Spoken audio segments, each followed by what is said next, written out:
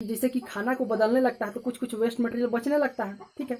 अब देखता है कि बहुत ज़्यादा वेस्ट मटेरियल बचा है, ससुरा बोलेगा दिमाग को, अरे दिमाग चल जा जा जल्दी जा लोटा लेके जा खेत में। बोलेगा दिमाग बोलेगा चल चल चल लोटा लेके चलते हैं खेतवा में, और निकाल देता है सब। उसी को बोलते हैं उत्सर्जन। कोशिकाओं का मरम्मत जारी रहता है। आप सोए हुए हैं, बैठे हुए हैं, क्लास में हैं, आँख टीवी देख रहे हैं, फिल्म देख रहे हैं, गर्लफ्रेंड से बतिया रहे हैं, कुछ कर रहे हैं कि कोशिकाओं का मरम्मत होते रहता है। लेकिन कुछ कुछ, अब देखिए, कुछ कुछ सस्ता आशिक लोग होते हैं, वो अलग ही थ्योरी बनाते हैं भाई साहब। उन लोग का थ्योरी अलग है। वो लोग 2-4 मिनट, मतलब वो लोग बाबू सोना से बतियाने लगेगा तो बोलेगा कि हमारा पेट भर गया, हमको खाना का जरूरत नहीं है ससुराल की। हम क्या करेंगे, उन लोग को 2 दिन 5 दिन 10 दिन तक ऐसे भूखे रखेंगे। अब बोलेंगे कि बतियाओ, चलो 10 दिन के बाद बतियाने लायक नहीं रहेगा ससुराल, ठीक है। तो उन लोग का झांसा में मत आइएगा, उन लोग का थ्योरी में मत जाइएगा, तो अलग थ्योरी है उन लोग का। आज से हम 10वीं क्लास का बायोलॉजी का चैप्टर, जिसको जीव विज्ञान कहते हैं, उसको शुरू करने वाले हैं। ये देखिए, साइंस का जो विज्ञान का किताब है, उसमें सारा जो आपका भौतिक विज्ञान, रसायन विज्ञान और जीव विज्ञान है, सब एक ही चीज़ में दिया हुआ है, ठीक है।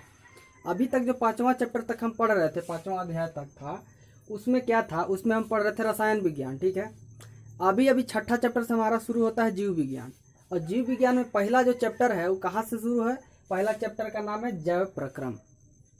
देखिए, जीव विज्ञान का जब भी हम बात करेंगे, ठीक है, जब भी जीव विज्ञान के बारे में बात करेंगे, अभी देखिए, अभी रसायन विज्ञान हम पढ़ रहे थे तो हम क्या बात कर रहे थे, कोई चीज़ जिंदा है कि मरल है, नहीं ना बात कर रहे थे। लेकिन जीव विज्ञान का जैसे शुरू होता है ना, तब हमारे मन में बात होता है कि कोई भी चीज़ जिंदा है कि मरा हुआ है।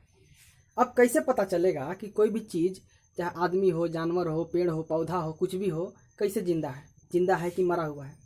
आदमी के, ठीक है, आदमी चल रहा है तो बोल देंगे जिंदा है। सांस ले रहा है, अगर चल रहा है तो जिंदा है। तो अगर ठीक है, सुतल रहेगा तो हम कैसे बोलेंगे जिंदा है कि मरल है, बोलेंगे सांस ले रहा है, देखो ससवा देखो तो सांस ले रहा है, ठीक है, जिंदा है।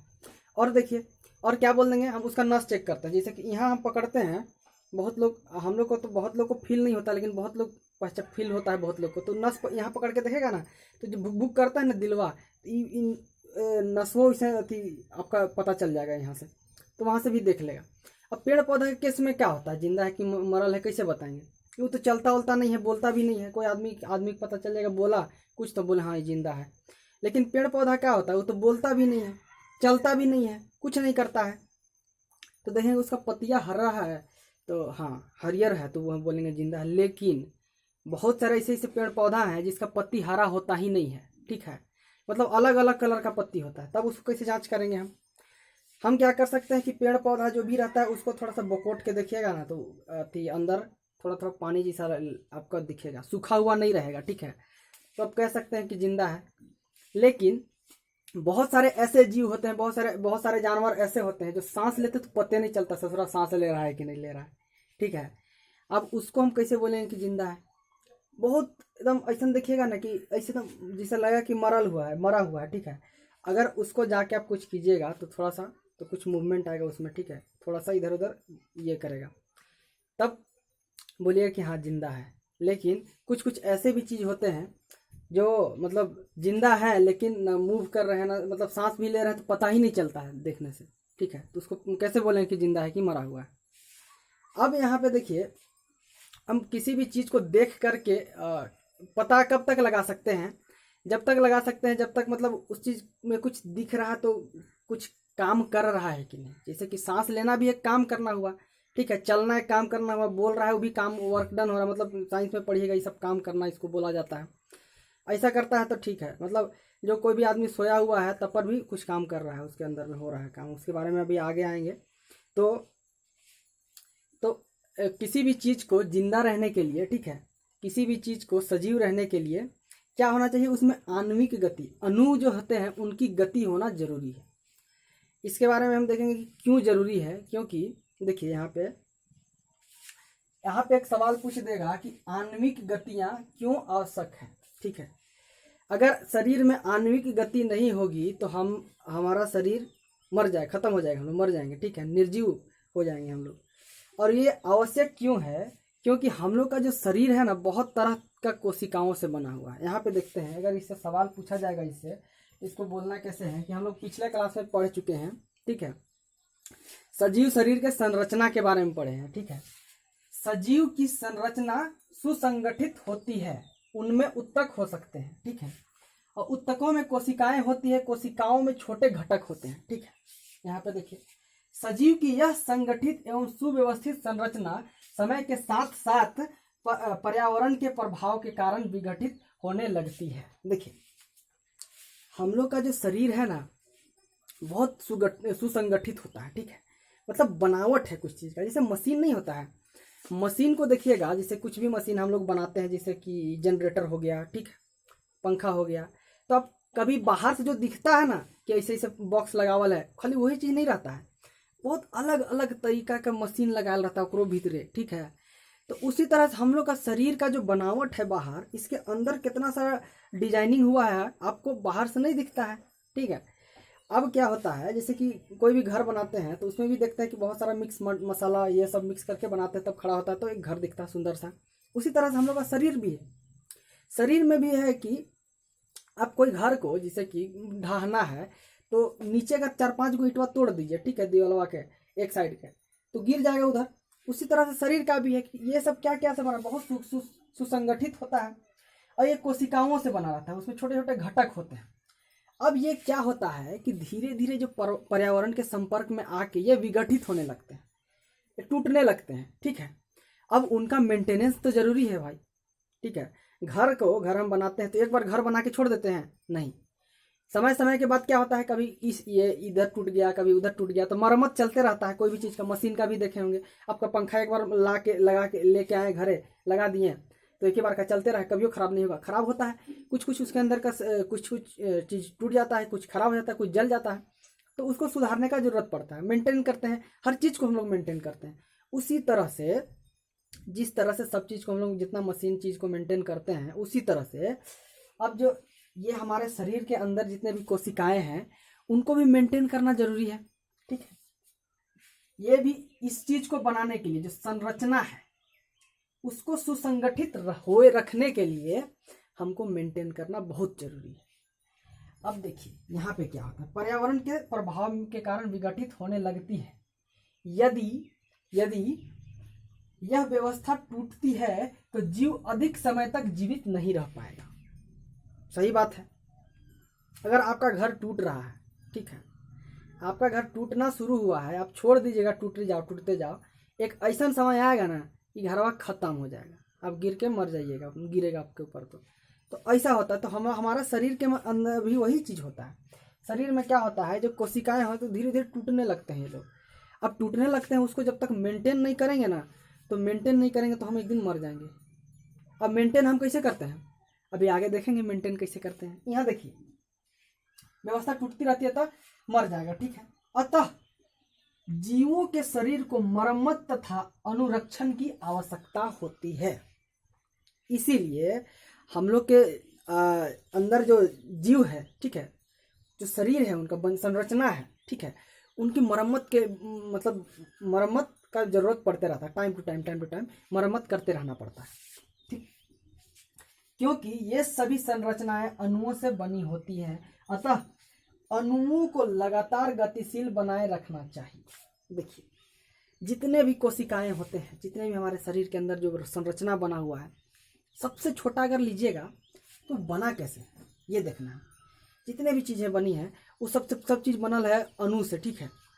अब अणु को हम लोग गतिशील नहीं रखेंगे तो ससुरा सब खत्म हो जाएगा, और सब खत्म हुआ तो आदमी खत्म, ऊपर हो जाएंगे हम लोग। देखिए, अब क्या समझना है हमें, हम समझते हैं कि सजीवों के अनुरक्षण के प्रक्रम कौन से हैं, ठीक है। सजीवों के अनुरक्षण के मेंटेनेंस का जो प्रोसेस है क्या क्या है, ठीक है, ये देखना है। और जैव प्रक्रम क्या है, ठीक है, जैव प्रक्रम मतलब लाइफ प्रोसेस क्या है, इसको देखना है।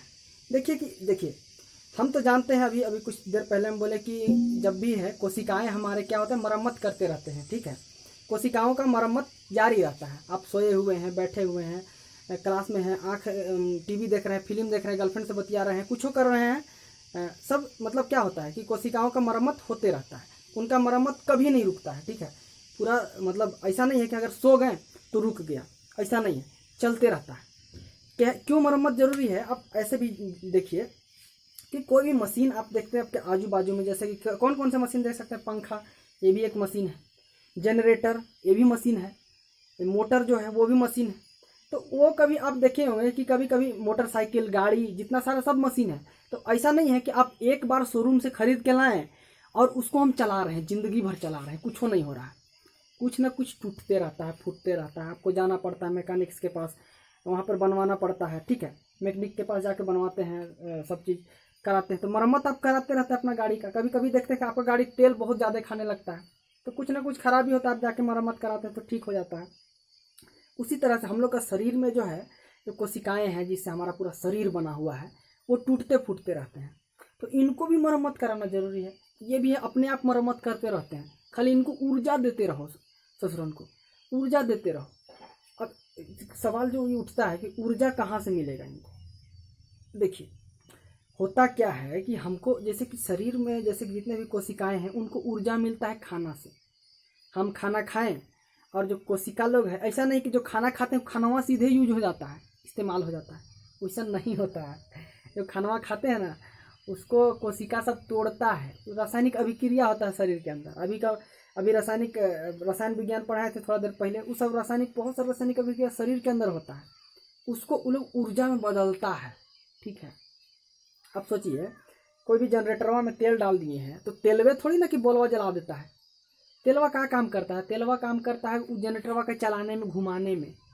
और जो आगे वाला जो रहता है, अगवा में जो रहता है, वो घूमता है, वो क्या करता है ना कि उसको जो मैकेनिकल एनर्जी है, जैसे वो वाला जो चल रहा है उसको मैकेनिकल एनर्जी बोलते हैं। वो मैकेनिकल एनर्जी को वो इलेक्ट्रिकल एनर्जी में बदल देता है। अब सोचते हैं कि यहाँ पे कैसे हो? अब सोचिएगा कि नहीं, इलेक्ट्रिकल एनर्जी बदल गया तो ये जलने लगेगा।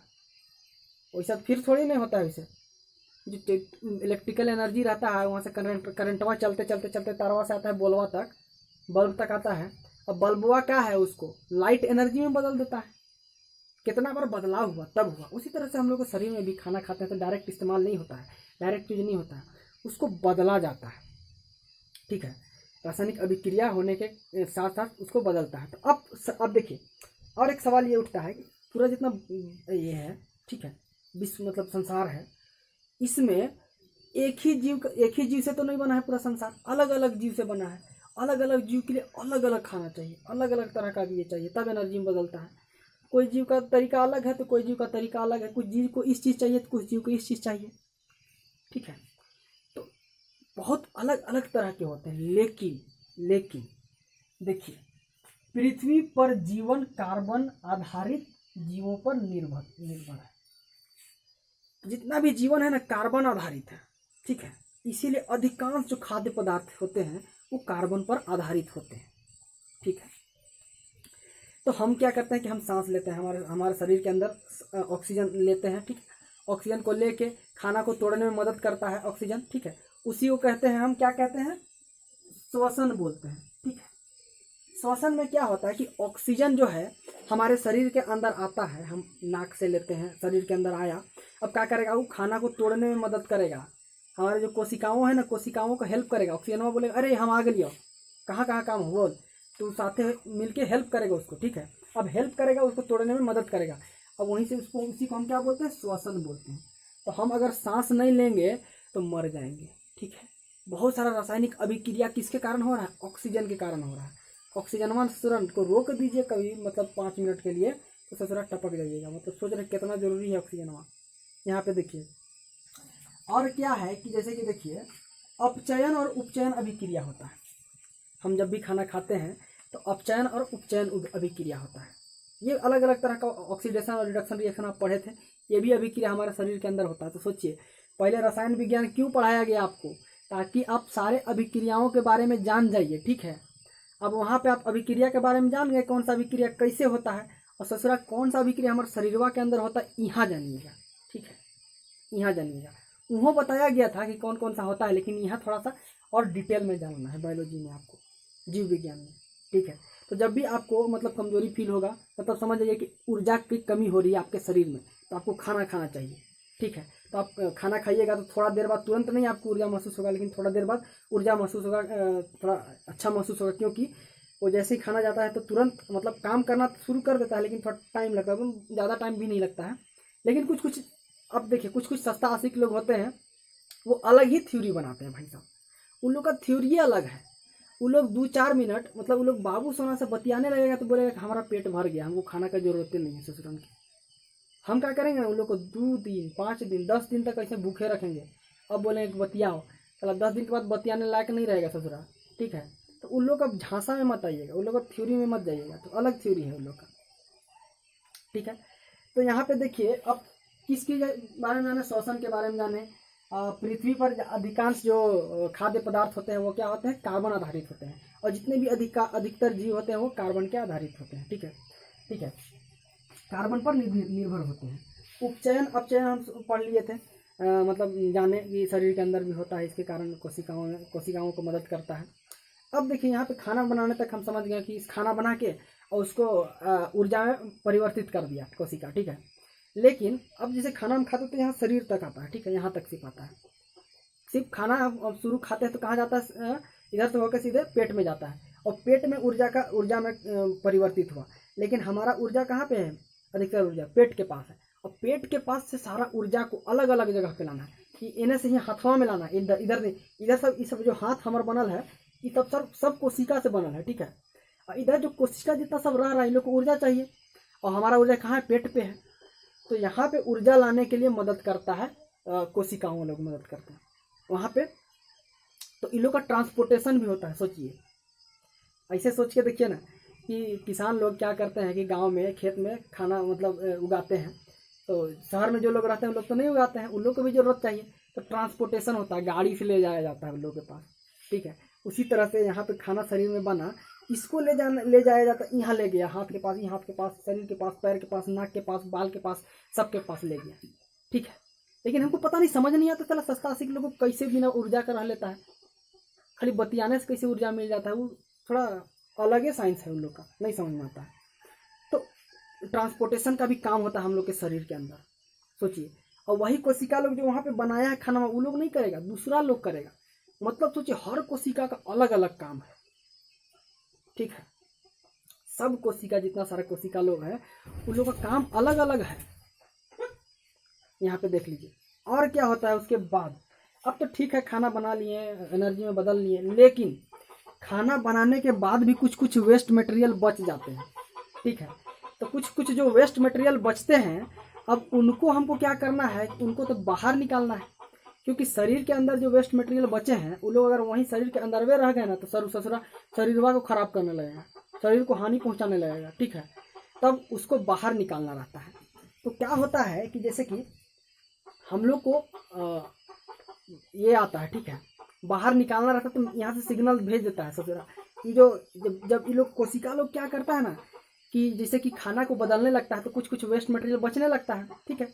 अब देखता है कि बहुत ज़्यादा वेस्ट मटेरियल बचा है, ससुरा बोलेगा दिमाग को, अरे दिमाग जा जल्दी जा, लोटा लेके जा खेत में। बोलेगा दिमाग, बोलेगा चल चल चल लोटा लेके चलते हैं खेतवा में, और निकाल देता सब। उसी को बोलते हैं उत्सर्जन। जो भी चीज खाना में ऊर्जा में परिवर्तित होने के बाद बच जाते हैं उनको बाहर निकाला जाता है एक नाली के द्वारा, उसी को बोलते हैं उत्सर्जन। तो उत्सर्जन की प्रक्रिया के द्वारा हम जितने भी वेस्ट मटेरियल है उनको बाहर निकाल देते हैं, ठीक है। आगे हम और पढ़ेंगे इसके अंदर, अभी तक यहीं।